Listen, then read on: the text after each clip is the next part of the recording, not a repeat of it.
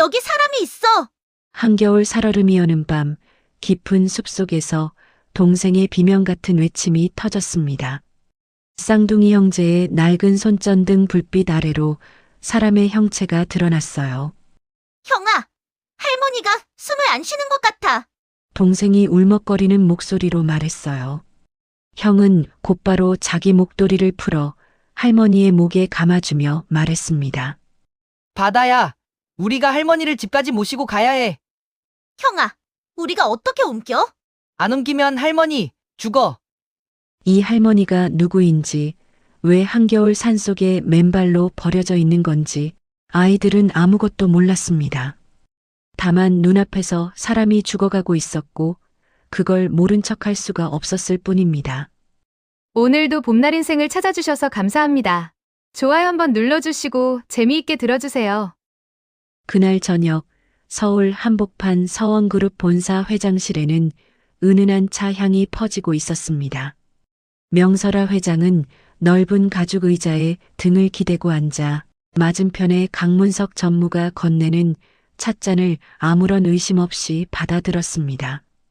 그도 그럴 것이 강문석은 명 회장이 25년 전에 고아원에서 직접 데려와 키운 아들이었으니까요. 피 한 방울 섞이지 않았지만 명 회장은 이 아이를 친자식보다 더한 정성으로 길러냈고 서원그룹의 전무 자리까지 내어주었습니다. 어머니, 요즘 안색이 좋지 않으셔서 제가 특별히 구해온 약차입니다. 몸에 좋은 거니까 천천히 드세요. 강문석은 다정하게 웃으며 찻잔을 어머니의 손 위로 감싸 쥐어주었습니다. 그 미소가 얼마나 따스했는지 옆에서 보는 비서마저 감탄할 정도였죠. 하지만 그 찻잔 속에는 사람의 의식을 깊이 잠재우는 무언가가 녹아 있었습니다. 25해를 어머니라 부른 그 입술 뒤에서 강문석은 이미 오래전부터 이 밤을 준비해 왔던 겁니다. 명 회장은 두어 모금을 넘기고 나서 이상하게 눈꺼풀이 무거워지는 것을 느꼈습니다. 찻잔을 내려놓으려 했지만 손가락에 힘이 풀려 잔이 탁자 위로 기울었고 따뜻한 차가 흘러내리는 것도 느끼지 못한 채 고개가 천천히 앞으로 꺾였습니다. 불빛이 아득해지고 귀에 들리던 시계 소리마저 점점 멀어지더니 명설아 회장의 의식은 그렇게 깊은 어둠 속으로 가라앉았습니다. 강문석은 그 모습을 가만히 내려다보았습니다. 어머니라 불렀던 사람이 힘없이 쓰러져가는 모습 앞에서 그의 얼굴에는 슬픔도 미안함도 아무것도 없었습니다. 마치 오래 기다리던 순간이 드디어 왔다는 듯 그는 조용히 전화기를 들었습니다. 차 가져와. 뒷문으로. 그 한마디가 모든 것의 시작이었습니다. 의식을 잃은 명 회장을 태운 검은 승합차는 서울을 빠져나와 1시간 넘게 캄캄한 국도를 달렸습니다. 도시의 불빛이 하나둘 사라지고 가로등조차 끊긴 산길로 접어들었을 때 차 안에는 운전석의 부하 하나와 뒷좌석에 늘어진 명 회장, 그리고 조수석에 앉은 양아들 강문석뿐이었습니다. 망월산이라 불리는 인적 드문 오지의 산자락이 어둠 속에서 거대한 그림자처럼 솟아 있었습니다. 차가 산중턱의 비포장길 끝에서 멈추자 강문석은 부하에게 명 회장을 내리라고 지시했습니다. 부하가 의식 없는 노인을 어깨에 걸치다시피 해서 숲길을 더 들어가 커다란 바위 아래에 눕혔습니다. 숲 사이로 불어오는 바람은 뼈 안쪽까지 파고드는 것 같았습니다. 강문석은 쓰러져 있는 명 회장의 몸에서 외투를 벗겼습니다. 그리고 구두까지 하나씩 벗겨내 수십 미터 떨어진 숲을 속으로 던져버렸습니다. 나중에 누군가 이 노인을 발견하더라도 치매에 걸린 노인이 한겨울에 정신없이 산을 헤매다 쓰러진 것처럼 보이게 하려는 치밀하고도 잔인한 위장이었습니다. 그리고 강문석은 바닥에 쓰러진 명 회장 곁에 무릎을 꿇고 앉더니 의식 없는 어머니의 귓가에 입을 가까이 대고 낮게 속삭였습니다. 어머니, 이 추운 날 고생 마시고 여기서 편히 잠드세요. 서원그룹은 이제 제가 주인입니다.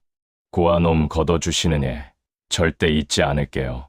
강문석은 자리에서 일어나 외투깃을 세우고는 단 한 번도 뒤돌아보지 않고 산을 내려갔습니다. 얇은 실내복 차림으로 맨 땅에 누운 명 회장의 몸 위로 서리가 하얗게 내려앉기 시작했습니다. 입술이 파랗게 질려갔고 코끝과 손끝은 이미 감각을 잃어가고 있었습니다. 대한민국 유통업계의 전설, 맨손으로 서원그룹이라는 거대한 왕국을 일으킨 명설아라는 여자가 지금 이 순간 이름 모를 산속 바위 틈에서 아무에게도 알려지지 못한 채 생의 끈을 놓아가고 있었습니다. 그런데 바로 그 밤 산속 어딘가에서 작은 등불 하나가 흔들리며 다가오고 있었습니다.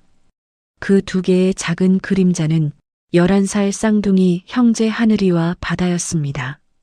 망월산 끝자락 마을에서도 한참을 더 올라가야 나오는 낡은 흙집에서 둘이서만 살아가는 아이들이었죠. 부모의 얼굴은 기억에 없고 어릴 적 이 집에 데려다 준 사람이 누구였는지도 모릅니다. 그저 서로가 서로의 전부인 채로 이 깊은 산속에서 하루하루를 버텨온 형제였습니다. 그날 밤 아이들이 그 늦은 시각에 산을 오른 건 아궁이에 넣을 땔감이 바닥났기 때문이었습니다.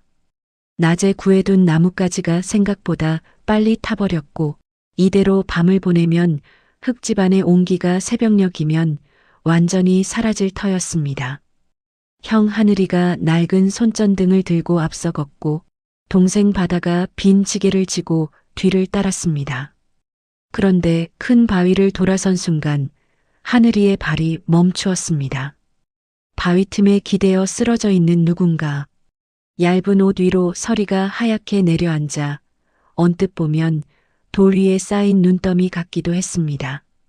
하늘이가 조심스럽게 손전등을 가까이 들이밀자 파랗게 질린 입술과 하얗게 센 머리카락 사이로 노인의 얼굴이 드러났습니다.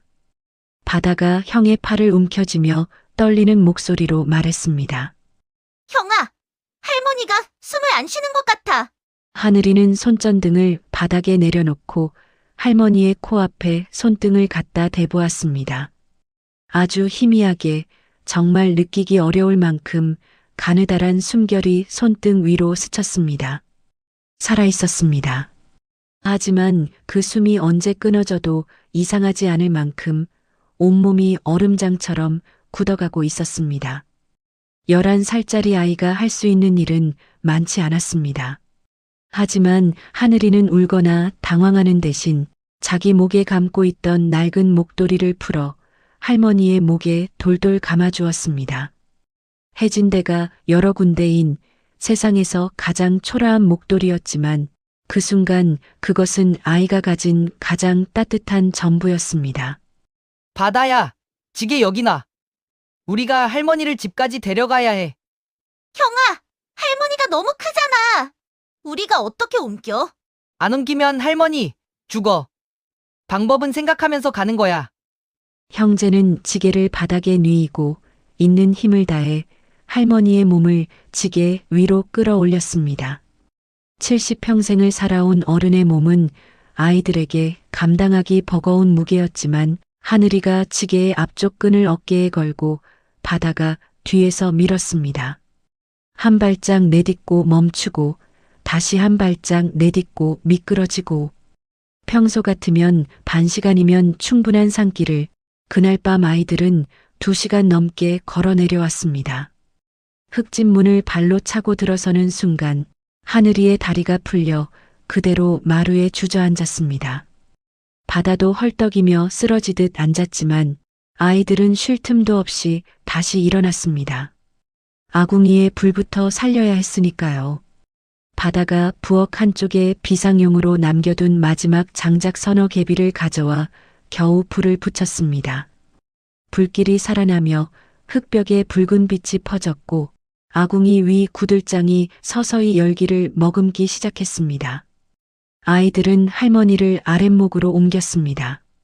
집안에서 그나마 가장 따뜻한 자리, 아궁이의 온기가 제일 먼저 닿는 그 자리에 할머니를 눕히고 이불이라 부르기도 민망한 얇은 혼이불을 덮어드렸습니다. 그런데 하늘이는 할머니의 맨발을 보고 깜짝 놀랐습니다.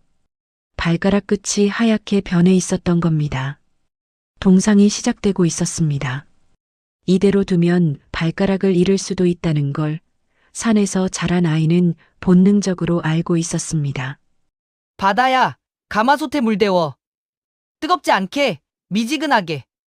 바다가 불이 나게 가마솥에 물을 올리는 동안 하늘이는 할머니의 두 발을 자기 품에 안고 두 손으로 감싸 주무르기 시작했습니다.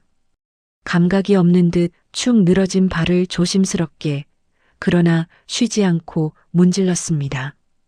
이윽고 바다가 미지근한 물을 대야에 받아오자 형제는 할머니의 발을 물에 담그고 번갈아 가며 발등과 발바닥을 주물렀습니다. 물이 식으면 다시 데워오고 또 식으면 다시 데워오고 그 작은 손들은 밤새도록 멈추지 않았습니다. 하늘이는 발을 주무르고 바다는 할머니의 손을 맡았습니다. 굳어버린 손가락 하나하나를 제 볼에 대고 입김을 불어가며 녹였습니다. 아이의 볼은 이미 아궁이 그 으름으로 까맣게 물들어 있었고 눈두덩이 위로 피로의 무게가 내려앉고 있었지만 바다는 할머니의 손가락 끝에서 아주 미세한 떨림이 느껴질 때까지 입김을 멈추지 않았습니다. 밤은 길고 또 길었습니다. 아궁이의 불빛이 흙벽 위로 아이들의 그림자를 크게 들이우는 동안 아이들은 한 번도 잠들지 않았습니다. 하늘이는 할머니의 이마에 손을 대보며 체온이 돌아오고 있는지 확인했고 바다는 할머니의 입가에 귀를 바짝 대고 숨소리가 조금이라도 깊어졌는지 살폈습니다. 창밖에서는 여전히 산바람이 거칠게 불어왔지만 이 작은 흙집 안만큼은 아이들이 지켜낸 온기가 할머니의 몸을 감싸고 있었습니다. 그리고 새벽녘 창호지 너머로 여린 빛이 스며들기 시작할 무렵이었습니다. 명설아 회장의 눈꺼풀이 조금씩 떨리더니 서서히 눈을 떴습니다. 여기가 어디인지 자신에게 무슨 일이 있었는지 아무것도 떠오르지 않았습니다. 다만 온몸이 천근만근 무겁고 손끝과 발끝에서 묵직한 통증이 올라오는 것만이 자신이 살아있다는 증거였습니다. 고개를 간신히 옆으로 돌렸을 때 명 회장의 눈에 들어온 광경은 이런 것이었습니다. 자기 발치에 두 아이가 쓰러져 잠들어 있었습니다. 한 아이는 할머니의 발에 양손을 올린 자세 그대로 고개를 떨구고 잠들어 있었고 다른 한 아이는 할머니의 손을 제 두 볼 사이에 꼭 끼운 채 웅크리고 잠들어 있었습니다. 명 회장은 그 광경을 바라보다가 입술을 깨물었습니다. 70평생을 살아오면서 수만 명의 직원을 거느렸고 수천억 원의 돈을 움직였고 누구에게도 고개를 숙여본 적이 없는 사람이었습니다. 그런 사람의 눈에서 주름진 눈가를 타고 뜨겁고 굵은 눈물이 흘러내렸습니다. 자신이 목숨을 걸고 키운 아들은 자기를 산에 버렸는데 피 한 방울 섞이지 않은 이름도 모르는 아이들이 자기 땔감을 다 태우면서까지 이 늙은 몸을 살려놓은 겁니다. 명 회장은 아이들을 깨우지 않으려 입술을 꽉 깨문 채 그 으름 묻은 아이의 볼을 가만히 손끝으로 어루만졌습니다. 그 손이 떨리고 있었습니다. 추위 때문이 아니었습니다. 이 낡은 흙집의 아랫목에서 대한민국 유통업계의 전설은 그날 새벽 태어나서 처음으로 자기가 진짜 가난하다는 것을 알았습니다. 돈도 권력도 명예도 가졌지만 이 아이들이 가진 것 하나를 가져본 적이 없었으니까요. 아무 조건 없이 사람을 살리는 마음. 그것이었습니다. 명설아 회장이 그 흙집에서 눈을 뜬 뒤로 사흘이 흘렀습니다. 첫째 날은 몸을 일으킬 힘조차 없어 하루 종일 아랫목에 누워만 있었고 둘째 날이 되어서야 겨우 벽에 등을 기대고 앉을 수 있었습니다. 아이들은 그 사이 산을 뒤져 땔감을 다시 구해왔고 마을 아래 농가에서 얻어온 고구마 몇 알을 아궁이 재 속에 묻어 구워냈습니다. 명 회장은 재를 털어낸 고구마 한 알을 받아들었을 때 그 투박한 단맛이 서울 최고급 호텔의 어떤 만찬보다 깊게 느껴져서 스스로도 놀랐습니다. 셋째 날 아침 명 회장은 아이들이 아궁이 앞에 나란히 앉아 고구마 껍질을 까먹는 모습을 물끄러미 바라보았습니다. 형 하늘이는 자기 몫의 고구마를 반으로 쪼개 큰 쪽을 동생에게 슬쩍 밀어주고 있었고 동생 바다는 그걸 아는지 모르는지 맛있게 베어 물며 형아, 오늘은 산 위쪽으로 가면 마른 소나무가 많을 거야 라며 오늘의 땔감 계획을 이야기하고 있었습니다. 명 회장은 그 모습을 보며 생각했습니다. 이 아이들은 매일 같은 고민을 하며 살고 있구나. 오늘 뭘 먹을까? 내일은 뭘 태울까? 하루 앞도 알 수 없는 삶을 살면서도 서로에게 큰 쪽을 내밀 줄 아는 아이들이구나. 얘들아. 명 회장이 처음으로 아이들을 불렀습니다. 아이들이 고개를 돌렸고 명 회장은 구들장 위에 반드시 앉으며 말했습니다. 나를 살려줬으니 내가 은혜를 갚아야지. 내가 가진 게 지금은 아무것도 없으니 대신 너희한테 돈 버는 법을 알려줄게. 할머니 말을 잘 들으면 너희는 앞으로 고구마 걱정은 안 해도 될 거다. 아이들은 서로 얼굴을 마주보며 고개를 갸웃했습니다. 산속에서 주워온 할머니가 돈 버는 법을 알려주겠다니 반신반의할 수밖에 없었죠. 하지만 아이들은 순수한 마음으로 고개를 끄덕였습니다. 이 할머니가 나쁜 사람이 아니라는 건 며칠을 곁에서 돌보며 이미 느끼고 있었으니까요. 명 회장은 아직 자신이 누구인지 밝히지 않았습니다. 서원그룹의 창업주라는 사실을 알리면 아이들이 경계하거나 혹시라도 그 소문이 산 아래 마을까지 흘러가 강문석의 귀에 닿을 수 있었습니다. 그래서 명 회장은 그저 산에서 길을 잃은 할머니로만 남아있기로 했습니다. 그날 오후 명 회장은 흙집 마당 한쪽에 놓여있던 항아리 하나를 가리키며 느닷없는 숙제를 내밀었습니다. 크기는 어른 팔뚝만 하고 밑바닥에 주먹만 한 구멍이 뻥 뚫려 있는 말하자면 아무 쓸모도 없는 깨진 항아리였습니다. 이걸 내일 장터에 가서 팔아오너라. 하늘이가 항아리를 들어 올려 밑바닥에 구멍을 들여다보더니 되물었습니다. 할머니, 이건 밑이 빠졌는데요. 누가 이걸 사요? 명 회장은 빙그레 웃기만 했습니다. 그걸 생각해내는 게 숙제란다. 세상에 못 파는 물건은 없어. 파는 사람이 어리석을 뿐이지. 아이들은 그날 밤 아궁이 앞에 항아리를 놓고 머리를 맞대었습니다. 구멍난 항아리에 물을 담을 수도 없고 곡식을 넣을 수도 없으니 도대체 어디에 쓰라는 건지 감이 잡히지 않았죠. 그때 명 회장이 아궁이 불빛에 비친 아이들의 얼굴을 바라보며 첫 번째 가르침을 건넸습니다. 사람들은 물건을 사는 게 아니란다. 이야기를 사는 거야. 이 항아리의 단점이 뭐냐? 밑이 빠진 거지. 그러면 생각을 뒤집어봐. 밑이 빠진 게 왜 좋을 수 있는지를 먼저 찾아라. 단점을 장점으로 바꾸는 사람이 장사에서 이기는 거란다. 하늘이의 눈이 반짝였습니다. 바다도 고개를 끄덕이며 무언가 떠오른 듯한 표정을 지었습니다. 명 회장은 거기서 멈추지 않았습니다. 아이들을 마주 앉히고 두 번째 가르침을 이어갔습니다. 그리고 한 가지 더. 물건을 팔 때 상대방의 눈을 봐라. 사람은 거짓말을 할 때 눈동자가 흔들려. 관심이 없는 척해도 마음이 움직이면 눈빛이 달라지고 속으로 욕심이 일면 눈이 한 번 더 깜빡여. 그 미세한 흔들림을 읽을 줄 알면 상대가 진짜 원하는 게 뭔지 알 수 있단다.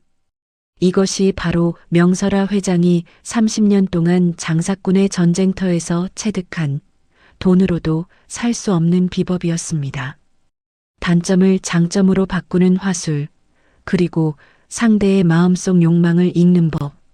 서원그룹이라는 거대한 왕국을 세운 두 개의 기둥이었죠. 그 비밀을 명 회장은 산속 흙집 아궁이 앞에서 11살짜리 아이들에게 고스란히 건네고 있었던 겁니다. 다음 날 아침 아이들은 구멍난 항아리를 안고 산 아래 5일장으로 내려갔습니다. 장터는 시끌벅적했습니다. 좌판마다 채소와 곡식, 생선과 옷가지들이 늘어서 있었고 사람들은 이리저리 흥정을 벌이며 오가고 있었죠. 아이들은 장터 한쪽 구석에 자리를 잡고 항아리를 앞에 놓았지만 지나가는 사람들은 밑바닥이 뚫린 항아리를 보고 피식 웃으며 지나갔습니다.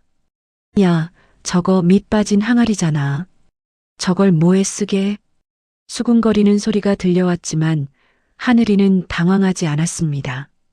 하늘이는 자리에서 벌떡 일어나 장터 한복판으로 걸어가더니 마을 어르신들이 모여 있는 곳 앞에서 항아리를 번쩍 들어 올렸습니다.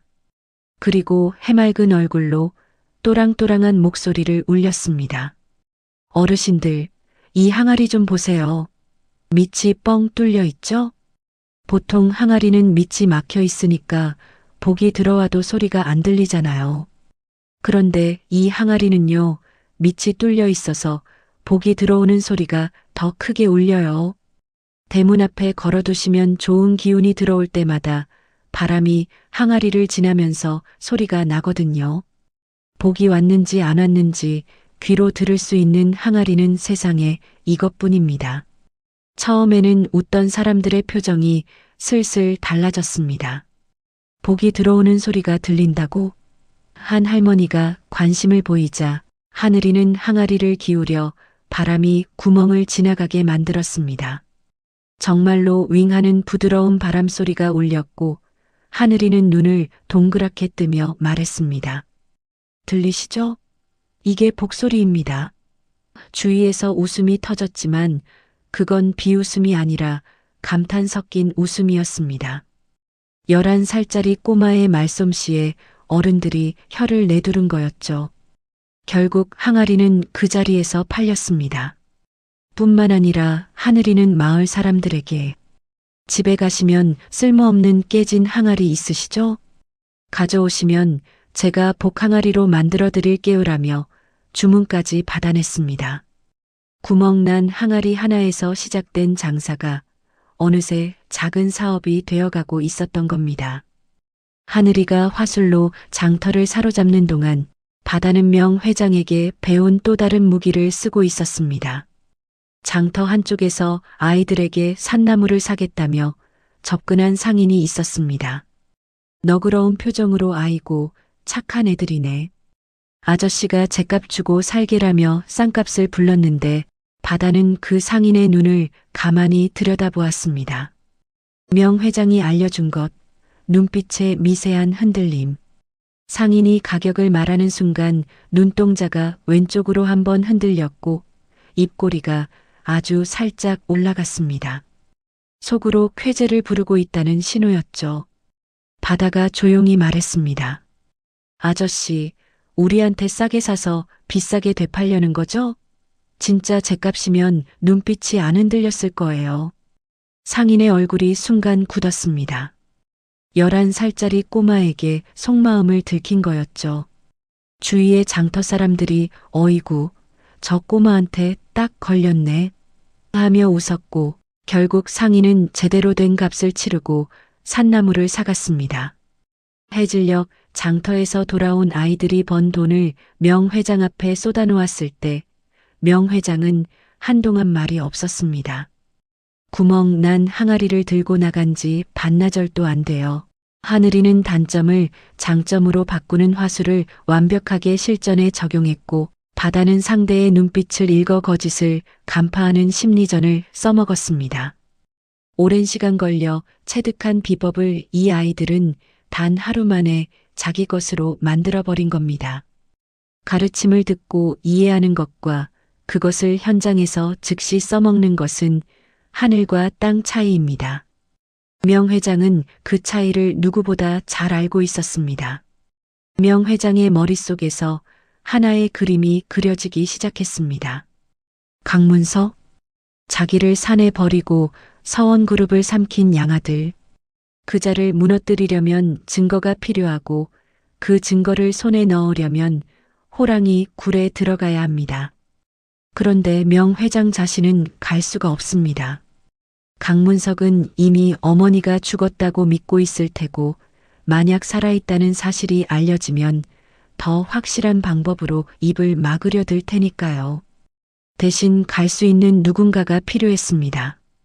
강문석이 절대 의심하지 않을 존재, 경계심을 풀고 품 안까지 들여보낼 만한 존재.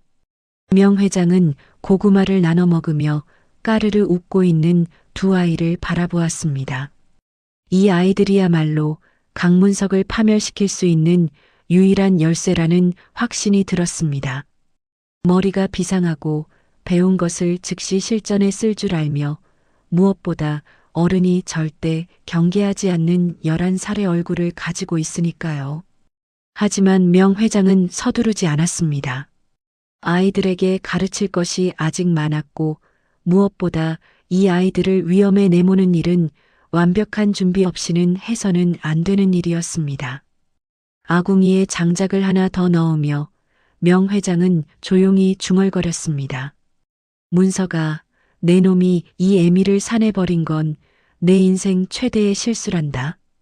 아궁이 불꽃이 활활 타오르는 흙집 안에서 전설의 복수가 조용히 싹을 틔우고 있었습니다.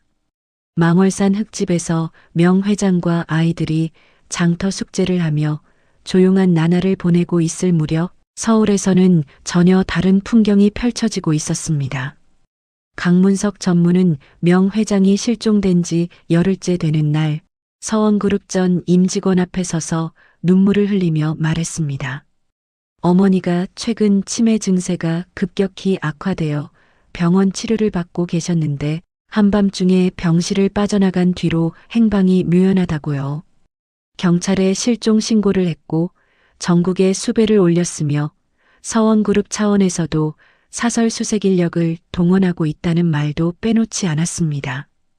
그 자리에서 강문석은 목이 메어 말을 잇지 못하는 신용까지 해보였는데 그 연기가 어찌나 그럴듯했는지 임직원들 사이에서 저분이 진짜 효자다라는 탄식이 절로 흘러나왔습니다. 하지만 강문석의 진짜 속셈은 따로 있었습니다. 실종 신고는 형식일 뿐 그는 명 회장이 그 추운 밤을 버티지 못하고 이미 숨졌을 거라 확신하고 있었습니다. 외투도 구두도 벗겨놓았으니 맨몸으로 영하의 산중에서 살아남을 칠순 노인은 없다고 생각한 거죠. 다만 한 가지 시신을 발견해야 완벽하게 마음이 편할 것 같았습니다. 그래서 강문석은 수색대를 보내는 척하면서 실제로는 완전히 다른 임무를 가진 사람들을 망월산 일대에 풀었습니다. 정식 수색대가 아니라 강문석이 개인적으로 고용한 감시원들이었습니다. 이들에게 내려진 지시는 단순했습니다. 망월산 주변에서 길 잃은 노인이 있거나 노인을 데리고 있는 사람이 있으면 즉시 보고하라는 것이었습니다. 혹시라도 누군가가 명 회장을 발견해 살려놓았을 경우를 대비한 뒷수습이었던 겁니다. 감시원들은 서너 명씩 조를 짜서 망월산 입구의 마을 주변을 배회하기 시작했습니다. 낯선 남자들이 갑자기 산골 마을에 나타나 이 집 저 집 기웃거리니 마을 사람들 사이에서도 수군거림이 일었습니다. 서울서 온 사람들인데 실종된 노인을 찾는다더라는 말이 떠돌았지만 그들의 눈빛은 걱정하는 사람의 눈빛이 아니었습니다. 무언가를 추적하는 사냥꾼의 눈이었죠. 이 소식은 장터에 내려갔다가 돌아온 바다의 입을 통해 명 회장의 귀에 전해졌습니다. 할머니, 마을에 이상한 아저씨들이 돌아다녀요. 어떤 할머니를 찾고 있대요. 명 회장의 표정이 순간 굳었습니다. 머릿속으로 빠르게 계산이 돌아갔습니다. 감시원들이 마을 주변에만 머물고 있다면 산 깊숙이 들어앉은 이 흙집까지는 아직 손이 닿지 않은 겁니다. 시간 문제였습니다. 수색 범위를 넓히면 언젠가 이곳도 찾아낼 테니까요. 명 회장은 아이들에게 당분간 장터에 가지 말라고 단단히 일렀습니다. 그러면서도 한 가지를 부탁했습니다. 하늘아, 바다야. 너희가 이 산을 누구보다 잘 아니까 부탁한다. 그 사람들이 어디를 돌아다니는지, 무슨 말을 하는지 몰래 지켜봐 줄 수 있겠니? 대신 절대 들키면 안 된다. 멀리서 보기만 해. 아이들은 고개를 끄덕였습니다. 어느 바위 뒤에 토끼굴이 있고 어느 절벽 아래로 오소리 통로가 나 있는지 사람 발길이 닿지 않는 길목을 손바닥 보듯 꿰고 있었습니다. 다음 날부터 아이들은 산짐승의 길을 따라 소리 없이 움직이며 감시원들의 동선을 살피기 시작했습니다. 하늘이는 큰 느티나무 위에 올라가 감시원들이 어느 방향으로 이동하는지 지켜보았고, 바다는 바위 틈에 몸을 숨긴 채 그들의 대화에 귀를 기울였습니다. 감시원들은 경계심이 느슨했습니다. 설마 산속에 숨어서 자기들을 엿듣는 사람이 있으리라고는 생각지도 못했으니까요. 그들은 담배를 피우며 대놓고 떠들었습니다. 전무님이 다음 달 취임식을 하신다는데 그 전에 확실히 정리하래. 49제도 같이 한다더라. 시신도 없이 장례를 치른다니 참. 뭐 위에서 알아서 하겠지. 우린 여기서 깔끔하게 마무리만 하면 돼. 바다는 그 말을 한마디도 빠뜨리지 않고 기억해서 명 회장에게 전했습니다. 명 회장은 아이의 보고를 듣는 동안 눈을 감고 있었습니다. 강문석이 49제와 취임식을 동시에 연다는 것은 어머니의 죽음을 공식화하고 자신이 서원그룹의 새 주인임을 세상에 선포하겠다는 뜻이었습니다. 시간이 많지 않았어요. 명 회장은 눈을 뜨고 아이들을 불러앉혔습니다. 그리고 처음으로 자기가 누구인지를 말해주었습니다. 할머니가 사실은 서원그룹이라는 큰 회사를 만든 사람이란다. 그리고 할머니를 이 산에 버린 사람은 할머니가 어릴 때 걷어서 키운 아들이야. 그 아들이 지금 할머니의 회사를 빼앗으려 하고 있어. 아이들의 눈이 크게 놀랐습니다. 매일 고구마를 나눠 먹고 아궁이 앞에서 옛날 이야기를 들려주던 이 할머니가 대한민국에서 손꼽히는 기업의 주인이었다니. 하지만 더 큰 충격은 그 다음이었죠. 아이들이 밤새 손발을 주무르며 살려낸 이 할머니를 산에 버린 사람이 다름 아닌 할머니의 아들이라는 사실. 바다의 눈가가 붉어졌고 하늘이는 주먹을 꽉 쥐었습니다. 명 회장은 흙바닥 위에 나뭇가지로 그림을 그리며 이야기를 이어갔습니다. 서울에 있는 할머니 집 서원그룹 대저택 안에 그 아들이 쓰는 서재가 있단다. 서재 책장 3번째 칸, 두꺼운 백과사전 뒤에 벽면을 열 수 있는 작은 스위치가 숨어 있어. 그 안에 금고가 있고 금고 속에는 검은색 USB가 하나 들어있을 거다. 명 회장의 목소리가 낮아졌습니다. 그 USB 안에는 그 아들이 할머니 회사에서 몰래 빼돌린 돈의 기록과 나쁜 짓을 모의하면서 녹음된 소리가 들어있단다. 할머니가 예전에 그 아들을 의심해서 몰래 만들어둔 거야. 그걸 손에 넣으면 그 아들이 한 짓을 세상에 알릴 수 있어. 하늘이가 물었습니다. 할머니, 그걸 우리가 가져오면 되는 거예요? 명 회장은 고개를 저었습니다. 서두르면 안 된다. 그 집은 호랑이 굴이야. 들어가려면 호랑이가 직접 문을 열어주게 만들어야 해. 할머니가 그 방법을 알려줄 테니까 지금부터 잘 들어라. 아궁이 불빛 아래 명 회장의 눈에 불꽃이 일렁이고 있었습니다. 흙바닥 위에 나뭇가지로 그려진 서원그룹 대저택의 약도를 사이에 두고 세 사람의 머리가 모아졌어요. 명 회장의 작전은 이랬습니다. 서원그룹 대저택에 들어가는 방법은 2가지. 하나는 담을 넘는 것이고 다른 하나는 주인이 직접 문을 열어주는 것이죠. 담을 넘으면 잡힙니다. 경비 시스템이 살아있고 CCTV가 저택 구석구석을 비추고 있으니까요. 그러니 남은 방법은 하나, 강문석이 스스로 두 팔 벌려 아이들을 맞아들이게 만드는 것이었습니다. 명 회장은 아이들에게 물었습니다. 강문석이라는 사람이 지금 가장 원하는 게 뭘까? 하늘이가 생각에 잠기더니 대답했습니다. 할머니를 버린 나쁜 사람이라는 걸 아무도 모르게 하는 거요? 명 회장이 고개를 끄덕였습니다. 그래, 정확하다. 그 사람은 지금 세상 사람들한테 착한 아들로 보이고 싶어서 안달이 난 상태야. 그런 사람에게 가장 좋은 도구가 뭐겠니? 예쁘고 똑똑한 아이들이지. 불쌍한 고아 아이들을 돌봐주는 모습을 세상에 보여주면 사람들이 그 사람을 어떻게 생각하겠어? 바다가 눈을 동그랗게 뜨며 물었어요. 그러면 우리가 직접 그 사람한테 가는 거예요? 아니, 그 사람이 너희를 데려가게 만드는 거란다. 명 회장은 아이들에게 서원그룹 홍보팀에서 주최하는 행사 하나를 알려주었습니다. 강문석이 취임식을 앞두고 기업 이미지 쇄신을 위해 기획한 서원그룹 어린이 모델 선발대회. 전국의 초등학생을 대상으로 서원그룹의 광고 모델을 뽑는 행사였는데 강문석의 진짜 의도는 자신의 부드러운 이미지를 대중에게 심는 것이었죠. 이 대회에서 뽑힌 아이들은 서원그룹 본사와 대저택에서 촬영을 하게 되어 있었습니다. 명 회장은 이것이 저택에 들어가는 열쇠라고 판단한 겁니다. 산을 내려가기 전 명 회장은 며칠에 걸쳐 아이들에게 특별한 수업을 했습니다. 장터에서의 화술과 심리전이 첫 번째 수업이었다면 이번은 두 번째 수업이었습니다.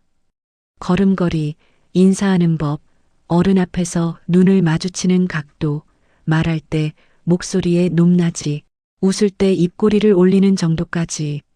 명 회장은 자신이 수십 년간 재계 정상에서 체득한 품격의 기술을 아이들에게 하나하나 가르쳤습니다. 장사꾼은 말로 사람을 끌어당기지만 진짜 큰 사람은 서 있는 것만으로도 상대가 고개를 숙이게 만든단다. 너희는 그 앞에 서는 순간부터 산골 아이가 아니라 누가 봐도 범상치 않은 아이로 보여야 해. 아이들은 흙집 마당에서 걸음걸이를 연습했습니다. 하늘이는 처음에 어색해하더니 반나절 만에 자연스러운 걸음을 만들어냈고 바다는 형보다 더 빨리 눈맞춤의 기술을 익혀 명 회장조차 감탄할 만큼 또렷하면서도 공손한 눈빛을 구사하게 되었습니다. 이윽고 준비를 마친 아이들은 명 회장이 마을에서 구해준 깨끗한 옷을 입고 산을 내려갔습니다. 명 회장은 흙집 문 앞에 서서 아이들의 뒷모습을 지켜보았어요.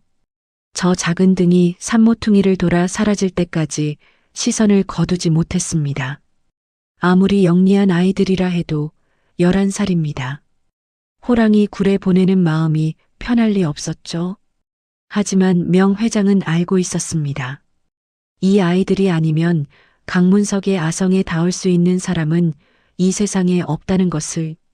서원그룹 어린이 모델 선발대회는 서울 본사 대강당에서 열렸습니다. 전국에서 모인 수백 명의 아이들이 저마다 화려한 옷을 입고 부모님 손을 잡고 와 있었습니다. 하늘이와 바다는 그 속에서 유일하게 보호자 없이 온 아이들이었죠. 접수대에서 직원이 보호자분은요? 라고 물었을 때 하늘이가 반듯한 자세로 대답했습니다. 저희는 부모님이 안 계십니다. 저희가 직접 지원했습니다. 그 한마디에 접수대 직원의 눈빛이 달라졌습니다. 안쓰러움도 있었지만 그보다는 11살짜리가 보여주는 의연한 태도에 놀란 것이었죠. 아이들은 대기실에서도 다른 아이들처럼 떠들거나 장난치지 않고 등을 곧게 펴고 앉아 차분히 자기 순서를 기다렸습니다. 심사가 시작되었습니다. 카메라 앞에 선 아이들은 하나같이 긴장한 표정이었지만 하늘이와 바다는 달랐습니다. 하늘이는 카메라를 정면으로 바라보며 자연스럽게 미소 지었고 바다는 심사위원 한 명 한 명의 눈을 차례로 마주치며 또렷한 목소리로 자기소개를 했습니다. 명 회장에게 배운 것 그대로였죠. 특별히 화려한 것은 없었지만 그 자리에 선 것만으로 공기가 달라지는 아이들이었습니다. 심사위원석 맨 끝자리에 강문석이 앉아 있었습니다. 아이들에게 관심이 있어서가 아니라 카메라에 자신의 자애로운 모습을 담기 위해 참석한 것이었죠. 그런 강문석의 눈이 쌍둥이 형제에게 멈추었습니다. 부모도 없이 왔다는 그 아이들의 반듯한 태도가 눈에 들어온 겁니다. 저 아이들, 이름이 뭐지? 옆에 앉은 홍보팀장이 서류를 넘기며 대답했습니다. 하늘, 바다, 고아라고 합니다. 보호자 없이 직접 지원했다는데 심사위원들 사이에서 이미 화제입니다. 고아 쌍둥이, 부모 없이 혼자 힘으로 찾아온 의젓한 아이들. 이보다 더 완벽한 이미지 세탁 도구가 어디 있겠습니까? 이 아이들을 서원그룹이 품어주는 모습을 언론에 보여주면 자신은 단숨에 따뜻한 경영인으로 포장될 수 있었습니다. 강문석이 홍보팀장에게 귓속말을 했습니다. 저 쌍둥이 무조건 뽑아. 그리고 촬영은 집에서 하는 걸로 잡아. 내가 직접 돌봐주는 장면을 넣으라고. 결과는 당연히 합격이었습니다. 아이들이 서원그룹 대저택에 도착한 날, 강문석은 현관에 직접 나와 두 팔을 벌리며 아이들을 맞았습니다. 카메라 앞에서 아이들의 어깨를 감싸 안으며 우리 서원그룹은 이렇게 씩씩한 아이들을 가족처럼 돌봄이다라는 말을 늘어놓았습니다. 그 웃음이 얼마나 자연스러웠는지 촬영팀마저 감동한 표정을 지었습니다. 강문석은 아이들에게 저택 안에 손님방을 내어주었고 촬영 기간 동안 저택에 어디든 자유롭게 다녀도 좋다고 허락했습니다. 홍보 효과를 극대화하려면 아이들이 저택 곳곳에서 편안하게 지내는 모습을 많이 찍어야 했으니까요. 강문석의 입장에서는 고작 11살짜리 꼬마들이 저택 안을 돌아다닌다 해도 아무런 위협이 될 게 없었습니다. 그저 자기 이미지를 빛내줄 귀여운 소품일 뿐이라고 생각한 거였죠. 하지만 그것이야말로 강문석이 저지른 결정적인 실수였습니다. 촬영은 그날 아침부터 시작되었습니다. 홍보팀 카메라 감독이 저택 이곳저곳을 배경으로 아이들의 모습을 담았고 하늘이와 바다는 카메라 앞에서 자연스럽게 웃으며 포즈를 취했습니다. 거실에서 찍고 정원에서 찍고 계단에서 찍고 촬영팀이 장소를 옮길 때마다 아이들은 저택의 구조를 눈에 담았어요. 복도가 어디로 이어지는지, 어느 문이 어느 방으로 통하는지, 명 회장이 흙바닥에 나뭇가지로 그려준 약도와 실제 공간을 머릿속에서 하나하나 맞춰가고 있었던 겁니다. 오전 촬영이 한창일 때 강문석이 잠시 거실을 지나 서재로 들어가는 모습이 보였습니다. 하늘이는 그 순간을 놓치지 않았어요. 카메라 감독이 조명을 조정하는 틈을 타 하늘이는 슬쩍 복도 쪽으로 걸어가 서재 문 근처에서 신발끈을 고쳐 매는 척 무릎을 꿇었습니다. 서재 안에서 강문석이 금고를 여는 소리가 들려왔습니다. 삐, 삐삐, 삐삐. 짧은 전자음이 4번. 하늘이는 숨을 죽이고 소리에 집중했습니다. 명 회장이 산에서 가르쳐준 기억법 그대로였죠. 금고 버튼의 배열은 전화기 자판과 같고 숫자마다 소리의 높낮이와 누르는 간격이 미세하게 다르다는 것. 첫 번째와 세 번째 소리의 높이가 같았고 두 번째에서 연속으로 2번이 빠르게 울렸습니다. 하늘이는 그 패턴을 머릿속에 새겨넣고 아무 일 없다는 듯 촬영 현장으로 돌아왔습니다. 점심시간이 되자 촬영팀 전원이 식당으로 이동했습니다. 바다는 식당으로 향하는 척하다가 살짝 발길을 돌려 부엌 옆 작은 복도로 빠졌습니다. 명 회장이 미리 알려준 것이 있었거든요. 가사 도우미가 서재 청소용 여분의 열쇠를 부엌 근처 서랍에 보관한다는 것. 바다는 서랍 여러 개를 조심스럽게 열어보았고 세 번째 서랍 안쪽에서 은빛 열쇠 하나를 찾아냈습니다. 열쇠를 주머니에 넣고 아무 일 없다는 듯 식당에 합류했을 때 걸린 시간은 채 2분도 되지 않았습니다. 오후가 되자 촬영은 막바지에 접어들었어요. 마지막 컷은 저택 정원에서의 단체 촬영이었고 강문석도 참석하여 아이들의 어깨를 감싸 안은 사진을 찍었습니다. 카메라 감독이 수고하셨습니다를 외치며 장비를 정리하기 시작했을 때 시간은 오후 4시를 넘기고 있었습니다. 홍보팀 직원이 차량을 준비할 테니 기다려달라고 말했고 강문석은 아이들에게 안에서 쉬고 있으렴이라는 말을 남기고 서재로 들어갔습니다.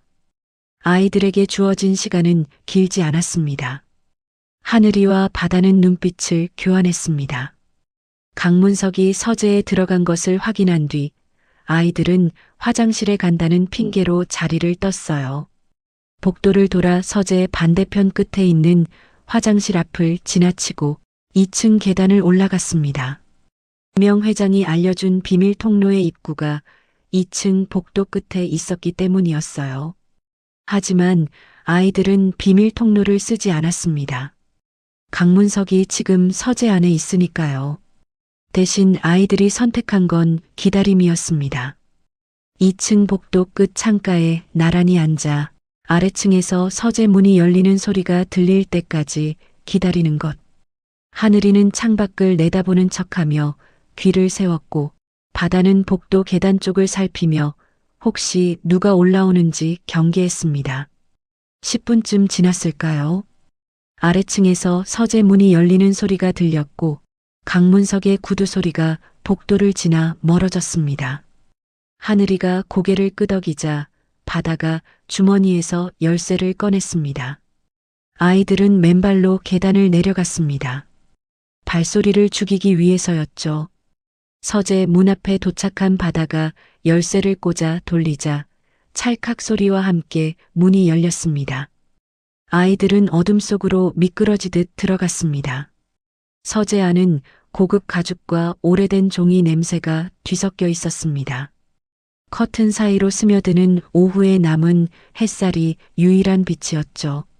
하늘이는 곧장 책장 앞으로 갔습니다. 세 번째 칸, 두꺼운 백과사전. 명 회장이 흙바닥에 그려준 약도 그대로였습니다. 백과사전을 빼내자 그 뒤쪽 벽면에 손가락 한마디만 한 작은 돌기가 있었습니다.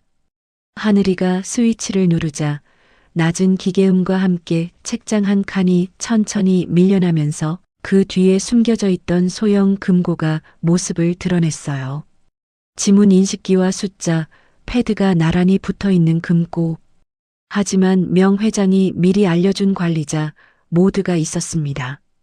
이 금고는 원래 명 회장 자신이 설치한 것이었고 비상시를 위해 지문 인식 없이 숫자, 패드만으로도 열리는 우회 경로가 숨겨져 있었던 겁니다.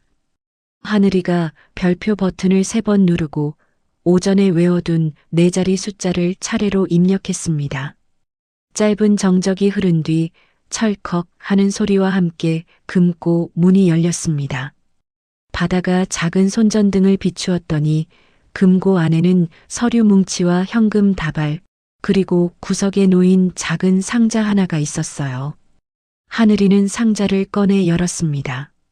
안에는 강문석이 아끼는 골동품 회중시계가 들어 있었죠.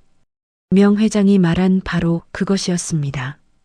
하늘이가 시계 뒷뚜껑을 조심스럽게 열자 시계 내부 톱니바퀴 옆에 손톱만 한 크기의 검은 칩이 붙어 있었습니다.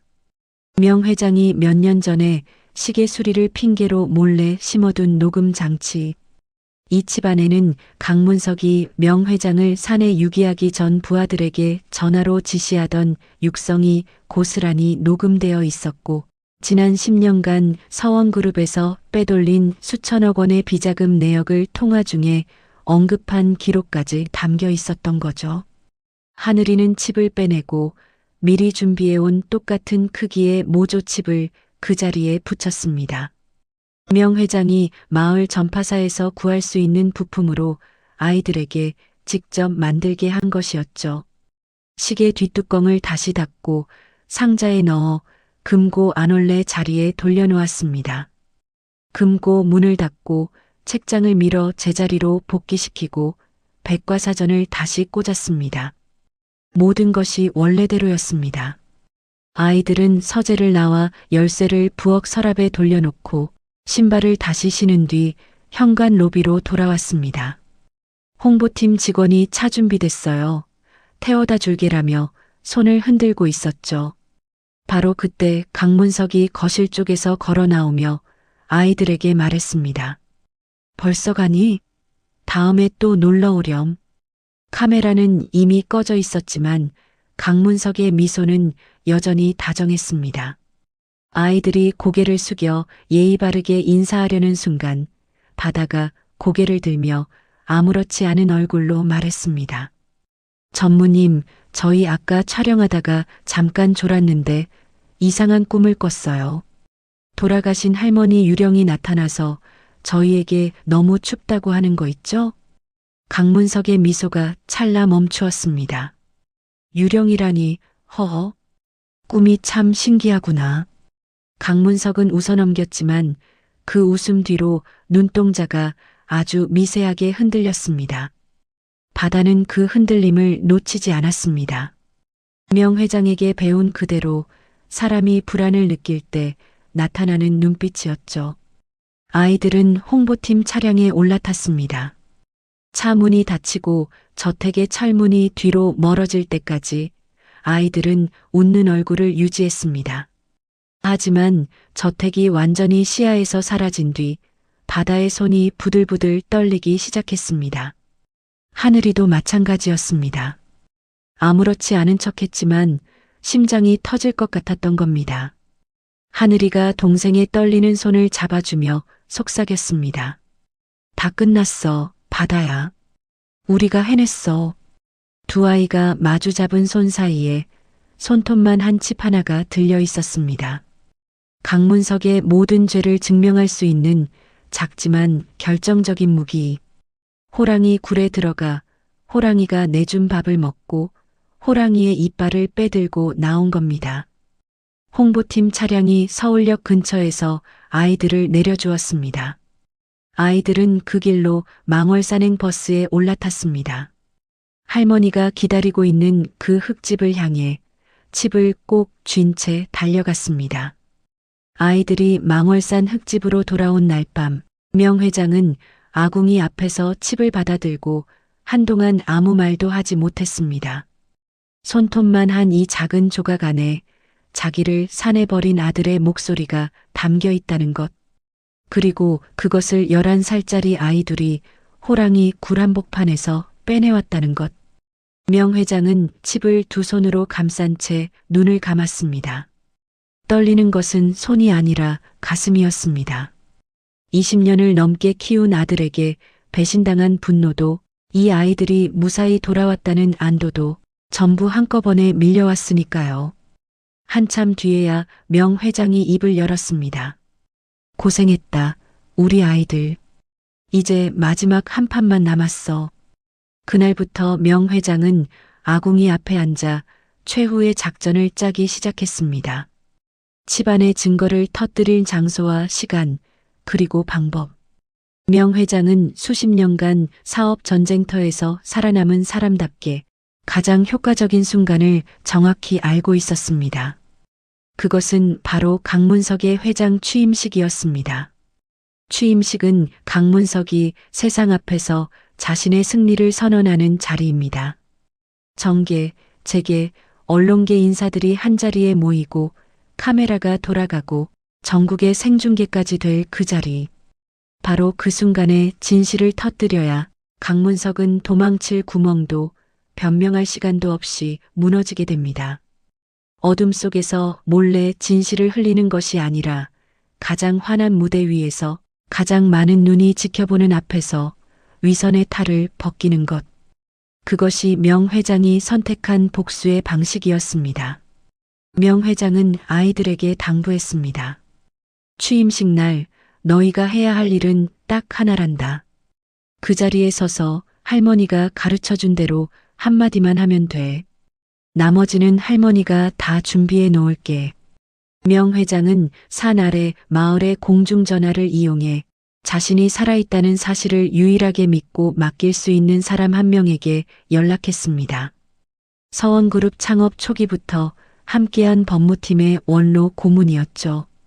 이 사람을 통해 취임식 장소의 영상 시스템 접근 권한을 확보하고 경찰과 검찰에 사전 제보를 넣어 취임식 당일 현장에 수사관들이 대기하도록 손을 썼습니다.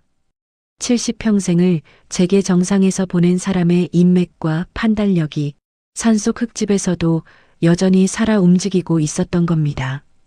그리고 마침내 그날이 왔습니다. 서울 도심 한복판 서원그룹이 대관한 초대형 호텔 대연회장. 천장에서 드리운 크리스탈 샹들리에가 눈부신 빛을 뿌리고 있었고 연회장 입구에는 화환이 줄줄이 늘어서 있었죠. 정재계 인사, 언론사 기자, 서원그룹 임직원까지 1000명이 넘는 하객이 자리를 채웠고 무대 위에는 서원그룹 신임 회장 취임식이라는 금박 현수막이 걸려 있었습니다.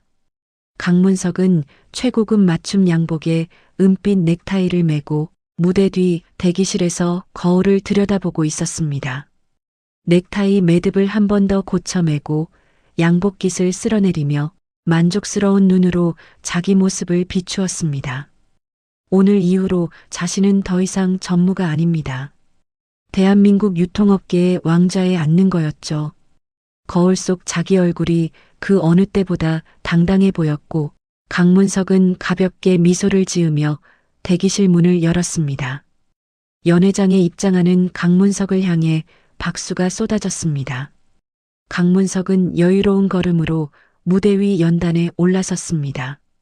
마이크를 잡고 하객들을 둘러본 뒤 천천히 입을 열었습니다. 존경하는 내빈 여러분, 오늘 이 자리에 서게 된 것을 영광으로 생각합니다. 강문석은 눈시울을 붉히며 말을 이었습니다. 아시다시피 저의 어머니이신 명설아 회장님께서는 지금 저희 곁에 계시지 않습니다. 연회장이 숙연해졌습니다. 여기저기서 한숨소리가 흘러나왔고 앞줄에 앉은 원로 인사들이 고개를 숙였습니다. 실종되신 어머니의 뜻을 이어받아 저 강문석이 서원그룹의 새로운 수장으로서 이 회사를 지켜나가겠다는 굳은 각오를 밝힙니다. 어머니, 지켜봐 주십시오. 강문석이 고개를 숙여 묵념하는 신용을 하는 순간이었습니다. 연회장의 조명이 꺼졌습니다.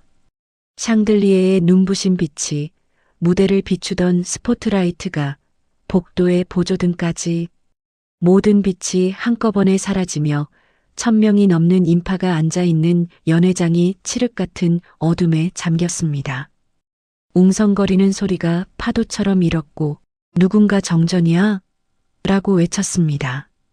강문석도 연단에 선 채 당황한 표정으로 좌우를 둘러보았지만 아무것도 보이지 않았습니다. 그 어둠 속에서 무대 정중앙을 향해 2개의 작은 발소리가 울려 퍼졌습니다. 또각, 또각, 또각. 발소리가 멈추었습니다. 그리고 어둠 한가운데서 11살 소년의 목소리가 연회장 천장까지 울려 퍼졌습니다. 떨림 하나 없는 명 회장이 전수해준 그대로의 위험 있는 목소리였습니다.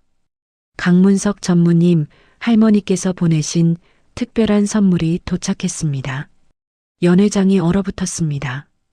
1000명의 하객이 숨을 멈추었고 강문석의 두 눈이 어둠 속에서 커졌습니다. 그 목소리가, 그 할머니라는 단어가 강문석의 귓속에서 메아리 쳤어요.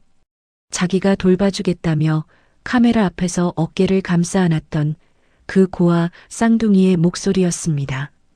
강문석이 마이크를 쥔 채 더듬거렸습니다. 뭐야?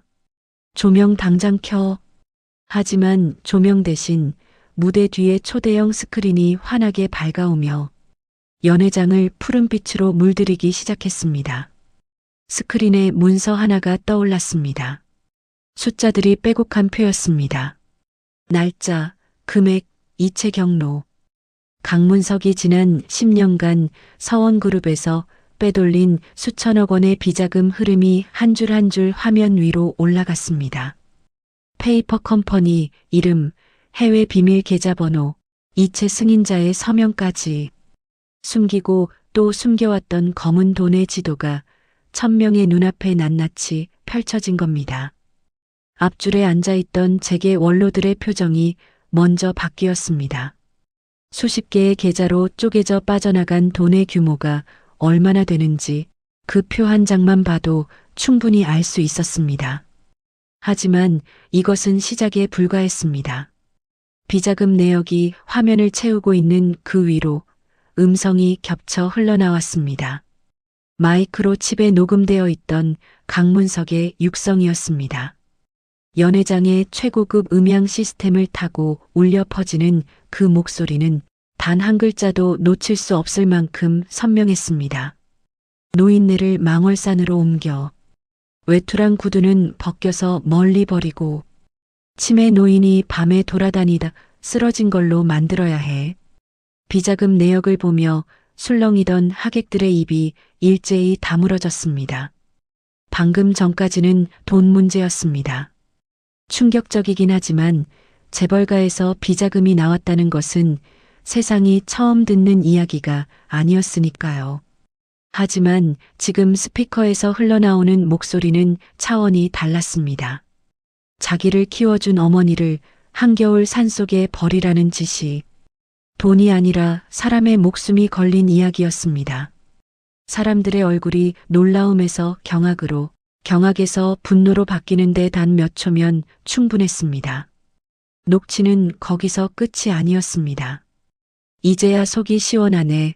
그 할망구가 빨리 없어져야 내가 그 자리에 올라가지, 안 그래? 불과 몇 분 전 같은 목소리가 이 연단에서 실종되신 어머니의 뜻을 이어받아라며 눈물까지 보였던 것을 하객들은 생생하게 기억하고 있었습니다. 그 눈물과 이 녹취 사이의 간극이 사람들의 분노를 걷잡을 수 없이 키워놓았습니다. 강문석의 두 다리가 후들후들 떨리기 시작했고 마이크를 쥔 손에서 힘이 풀려 마이크가 연단 바닥에 떨어지며 둔탁한 소리를 냈습니다.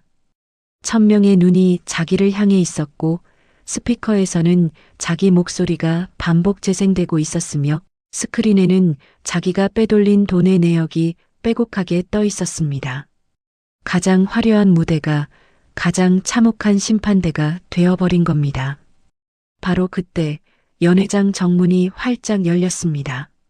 문 너머로 쏟아지는 복도의 불빛을 등지고 한 사람의 실루엣이 나타났습니다.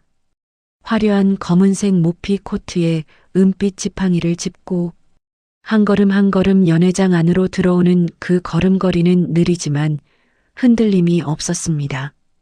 복도의 빛이 그 얼굴을 비추었을 때 연회장 곳곳에서 비명에 가까운 탄성이 터져 나왔습니다. 명설아 회장이었습니다.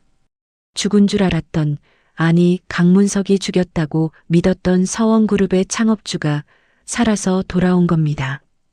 하얗게 센 머리카락이 모피 코트 위로 흘러내렸고 지팡이를 짚은 손등에는 주름이 깊었지만 그 눈빛만은 재계의 전설이라 불리던 시절 그대로였습니다. 연회장을 가로지르는 명 회장의 발소리가 또각또각 울렸고 1000명의 하객이 양쪽으로 길을 내주었습니다. 누구도 말을 걸지 못했습니다. 살아 돌아온 전설 앞에서 모든 사람이 숨죽인 채 가만히 서 있었습니다. 명 회장이 무대 앞까지 걸어왔습니다. 연단 위에서 사색이 된 채 서 있는 강문석을 올려다보며 지팡이를 바닥에 한번 힘차게 내리찍었습니다. 탁 하는 소리가 연회장에 메아리쳤습니다. 그리고 70평생 수만 명의 직원을 이끈 그 목소리가 연회장 천장을 뚫을 기세로 터져 나왔습니다.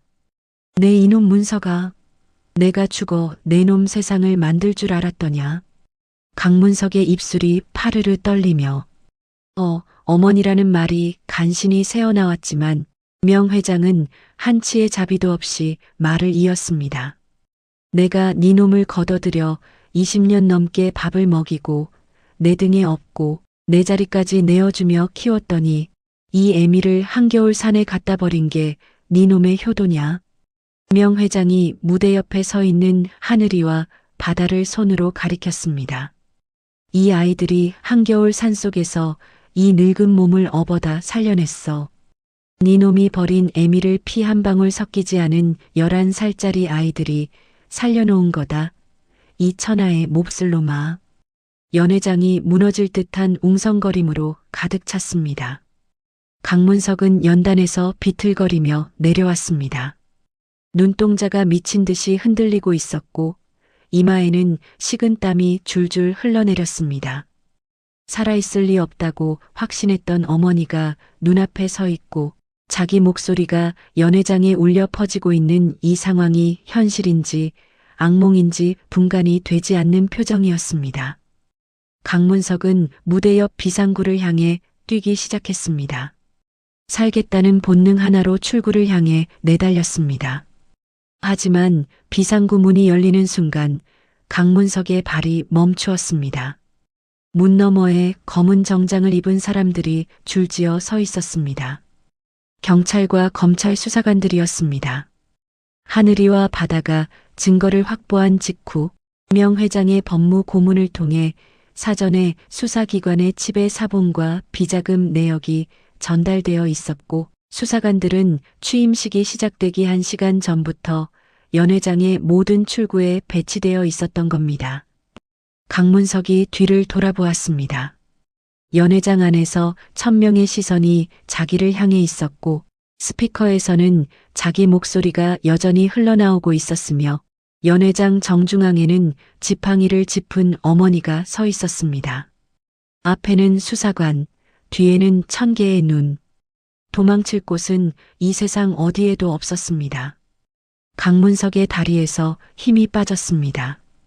가장 화려한 양복을 입고 가장 높은 자리에 오르려 했던 그 남자가 비상구 앞 바닥에 주저앉아 고개를 떨구는 모습을 1000명의 하객이 지켜보았습니다. 명 회장이 설계한 대로 가장 환한 무대에서 가장 철저하게 무너진 겁니다. 하늘이와 바다는 무대 한쪽에 나란히 서서 그 광경을 지켜보고 있었습니다. 바다가 형의 소매를 살짝 잡아당기며 속삭였습니다. 형아, 우리가 해낸 거 맞지? 하늘이가 동생의 손을 잡으며 고개를 끄덕였습니다. 응, 우리랑 할머니가 같이 한 거야. 연 회장의 소란 속에서 명 회장이 천천히 아이들 쪽으로 걸어왔습니다. 지팡이를 짚은 걸음이 아까보다 느려진 것은 긴장이 풀려서였을 겁니다. 명 회장은 아이들 앞에 서서 두 아이의 머리를 한 손씩 쓸어내렸습니다. 아무 말도 하지 않았지만 주름진 손끝이 가늘게 떨리고 있었고 눈가에 고인 것이 샹들리에 불빛에 반짝이고 있었습니다. 그것으로 충분했습니다. 말보다 깊은 것들은 말 없이도 전해지는 법이니까요. 비상구 앞에 주저앉은 강문석의 양쪽 팔을 수사관들이 잡아 일으켰습니다. 불과 30분 전까지 이 연 회장의 주인이 될 뻔했던 남자가 최고급 맞춤 양복 차림 그대로 끌려나가는 모습이었습니다. 강문석은 고개를 들지 못했습니다. 수사관이 강문석의 등을 밀며 연 회장 밖으로 이끌었습니다. 복도에는 이미 취재진이 몰려와 있었고 플래시가 사방에서 터지는 가운데 강문석은 고개를 숙인 채 질질 끌려가듯 호텔 로비를 지나 수사 차량에 태워졌습니다. 그날 밤 대한민국의 모든 뉴스가 이 사건으로 도배되었습니다. 서원그룹 강문석 전무, 창업주 명설아 회장 유기 및 수천억 비자금 횡령 혐의로 긴급 체포. 뉴스 앵커의 목소리 위로 취임식장에서 녹취가 재생되던 순간의 화면이 반복 송출되었고 강문석이 수갑을 찬 채 고개를 숙이고 수사 차량에 오르는 장면은 밤새도록 전국의 안방에 흘러들어갔습니다. 포털 사이트 실시간 검색어에는 강문석 체포, 명설아 회장 생존, 서원그룹 비자금이 나란히 올라왔고 댓글에는 분노와 탄식이 폭포수처럼 쏟아졌습니다. 어머니를 산에 버리다니 짐승도 안 하는 짓을. 자기를 키워준 은인한테 이럴 수가 있냐. 사형도 모자라. 전국의 시청자들이 강문석의 폐륜에 치를 떨었고 동시에 살아 돌아온 명설아 회장과 그녀를 구한 고아 쌍둥이의 이야기에 가슴을 쥐어짰습니다. 수사는 빠르게 진행되었습니다. 칩에 담긴 녹취록과 비자금 내역은 결정적 증거로 채택되었고 강문석이 고용했던 부하들도 줄줄이 검거되어 범행을 자백했습니다. 명 회장을 실어 나른 승합차의 운전기사, 망월산 주변에 감시원을 배치한 조직책, 비자금 세탁에 관여한 회계사들까지 강문석이 10년에 걸쳐 쌓아 올린 범죄의 탑이 손톱만 한 칩 하나로 한꺼번에 무너져 내린 겁니다. 서원그룹에서의 모든 직위는 박탈되었고 그가 쥐고 있던 주식과 재산권은 전부 동결된 뒤 회사로 환수되었습니다. 빼돌린 수천억 원의 비자금도 해외 계좌 추적을 통해 하나하나 회수되어 명 회장의 뜻에 따라 사회환원 기금으로 전환되었습니다. 강문석이 수감된 곳은 독방이었습니다. 좁은 방 안에 침대 하나, 변기 하나, 그리고 높은 곳에 뚫린 작은 창문 하나. 그 창문으로는 하늘의 한 조각만 겨우 보였고 겨울이 되면 창틈 사이로 스며드는 바람이 방 안을 훑고 지나갔습니다. 강문석은 그 바람을 맞으며 처음으로 생각했을 겁니다.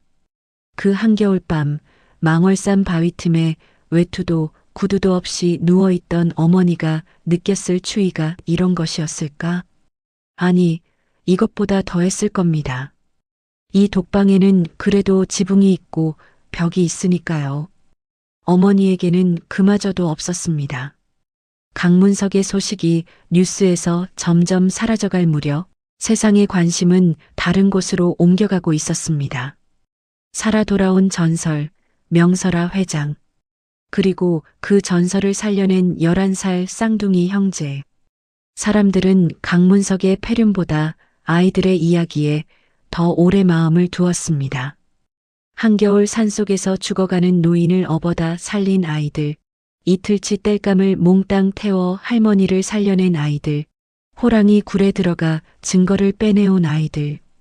그 이야기가 뉴스와 신문을 타고 퍼져나갈수록 전국에서 그 아이들을 보고 싶다는 목소리가 높아졌습니다. 그리고 한 달 뒤, 명 회장은 서원그룹 본사 대강당에서 기자회견을 열었습니다. 수백 명의 기자와 임직원이 모인 자리에서 명 회장은 양쪽에 하늘이와 바다를 세우고 연단에 올랐습니다. 아이들은 한 달 전 취임식 날 밤과는 다른 모습이었습니다.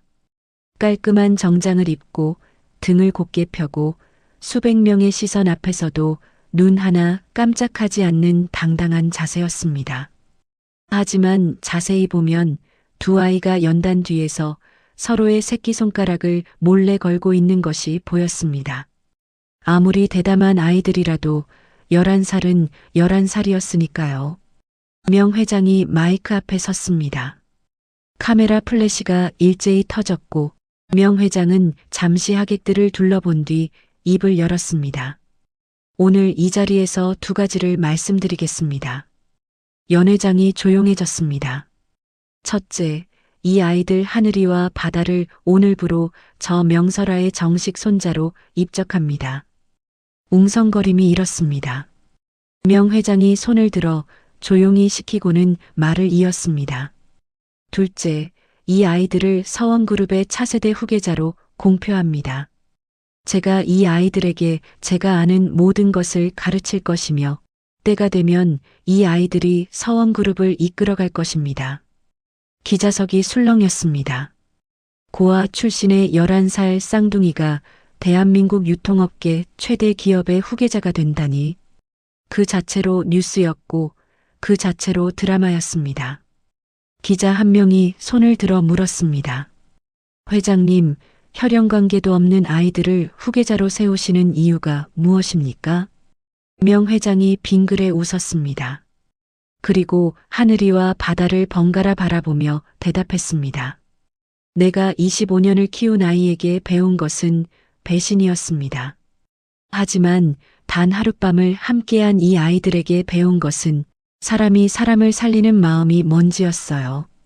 똑같이 피 한 방울 섞이지 않은 아이들인데 한쪽은 나를 산에 버렸고 한쪽은 나를 업어다 살렸습니다.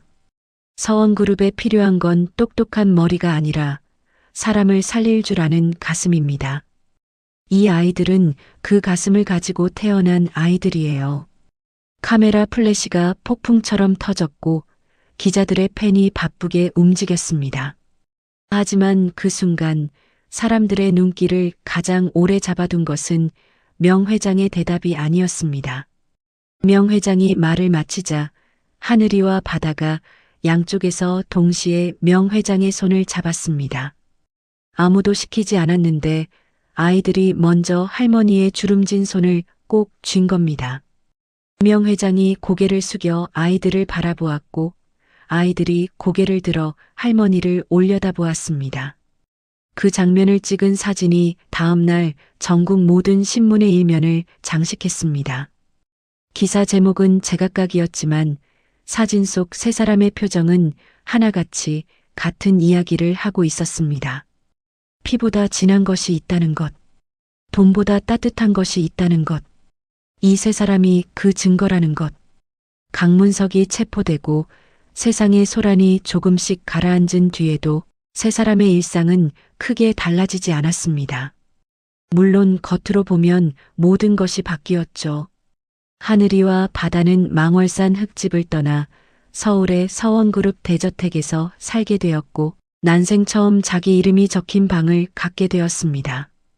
깨끗한 교복을 입고 학교에 다니기 시작했고 또래 아이들과 어울려 공을 차고 급식을 먹고 시험을 보는 평범한 일상이 아이들에게 찾아왔습니다. 태어나서 처음으로 내일 뭘 먹을지 걱정하지 않아도 되는 삶이었습니다. 하지만 명 회장은 아이들을 온실 속 화초로 키울 생각이 없었습니다. 학교에서 돌아오면 아이들은 명 회장의 서재에 모여 앉았습니다. 거기서 벌어지는 수업은 학교에서 배우는 것과는 전혀 달랐습니다. 명 회장은 그날그날의 신문 기사를 펼쳐놓고 아이들에게 물었습니다. 이 회사가 왜 망했을까? 이 사장은 왜 이런 결정을 내렸을까? 너라면 어떻게 했겠니? 아이들은 저마다 생각을 말했고 명 회장은 틀린 답에도 야단치지 않고 맞는 답에도 쉽게 칭찬하지 않았습니다. 대신 왜 그렇게 생각하느냐고 한 번 더 물었고 아이들은 그 왜를 파고드는 과정에서 스스로 답을 찾아가는 법을 익혀갔습니다. 하늘이는 숫자에 밝았습니다. 신문 속 기업의 매출과 이익 구조를 읽어내는 속도가 남달랐고 명 회장이 설명하는 유통의 원리를 한 번 들으면 놓치지 않았습니다. 바다는 사람에 밝았습니다. 기사를 읽으면서도 이 사장님은 직원들한테 욕먹었을 거예요 라거나 이 결정은 아마 외로워서 한 것 같아요 라며 숫자 뒤에 숨은 사람의 마음을 읽어냈습니다. 장터에서 싹을 틔운 재능이 교복을 입고도 여전히 잘하고 있었던 거죠. 명 회장은 그런 아이들을 바라보며 가끔 혼자 웃었습니다. 아직 한참 어린 아이들이었지만 씨앗의 모양을 보면 어떤 나무가 될지 짐작할 수 있는 법이니까요. 이 아이들이 20살이 되고 30이 되었을 때 서원그룹의 자리에 앉을 준비가 되어 있을 거라는 확신. 그것은 막연한 기대가 아니라 수십 년간 사람을 보아온 명 회장의 눈이 내린 판단이었습니다. 그렇게 계절이 한번 바뀌고 다시 겨울이 찾아왔을 때였습니다. 어느 토요일 아침 명 회장이 아이들에게 말했습니다. 오늘은 수업 없다. 대신 할머니랑 소풍 가자. 아이들이 어디 가느냐고 물었을 때 명 회장은 웃기만 하고 대답하지 않았습니다. 세 사람이 탄 차가 서울을 빠져나와 한참을 달리고 국도로 접어들어 산길을 오르기 시작했을 때 아이들은 창밖 풍경을 보며 동시에 알아챘습니다. 할머니, 여기 망월산이잖아요. 바다가 먼저 소리쳤고 하늘이도 창문에 얼굴을 바짝 붙이며 눈을 크게 떴습니다. 차에서 내린 세 사람은 산길을 걸어 올라갔습니다. 명 회장은 지팡이를 짚고 아이들은 양옆에서 할머니의 팔을 잡아들이며 천천히 걸었습니다. 1년 전 아이들이 낡은 손전등 하나를 들고 땔감을 구하러 오르던 바로 그 길이었습니다. 흙집이 보였습니다. 1년 사이에 지붕의 기와가 몇 장 더 깨지고 마당에 풀이 무릎까지 자랐지만 그 집은 그대로 있었습니다. 아궁이도 구들장도 아이들이 명 회장의 발을 주무르며 밤을 새우던 그 아랫목도 그대로였습니다. 명 회장이 마당에 서서 한동안 말없이 집을 바라보았습니다. 1년 전 이 마당에서 아이들에게 구멍난 항아리를 내밀며 이걸 팔아보라고 했던 날이 어제 같기도 하고 아득히 먼 옛날 같기도 했습니다. 하늘이가 아궁이 앞에 쪼그려 앉아 부싯돌을 부딪혔습니다. 마당에서 주워온 마른 나뭇가지에 불이 붙었고 아궁이에 불길이 살아나자 흙집 안이 금세 따뜻해지기 시작했습니다. 바다는 올라오는 길에 구해온 고구마 몇 알을 재 속에 묻었습니다. 1년 전 그날 밤 명 회장이 처음 맛보았던 바로 그 투박한 군고구마였습니다. 세 사람은 아랫목에 나란히 앉았습니다. 구들장의 온기가 엉덩이를 타고 등줄기까지 올라오는 그 감촉은 서울 대저택의 최고급 온돌보다 더 깊고 더 포근했습니다. 아궁이에서 타닥타닥 장작 타는 소리가 울렸고 고구마 익는 달콤한 냄새가 흙집 안을 가득 채웠습니다. 바다가 재 속에서 고구마를 꺼내 껍질을 까다가 문득 말했습니다. 할머니, 1년 전에 우리가 할머니를 발견한 게 바로 저 바위 옆이었잖아요. 명 회장이 고개를 끄덕였습니다. 그래. 그날 밤 할머니는 죽는 줄 알았어. 하늘이가 고구마를 반으로 쪼개며 말했습니다.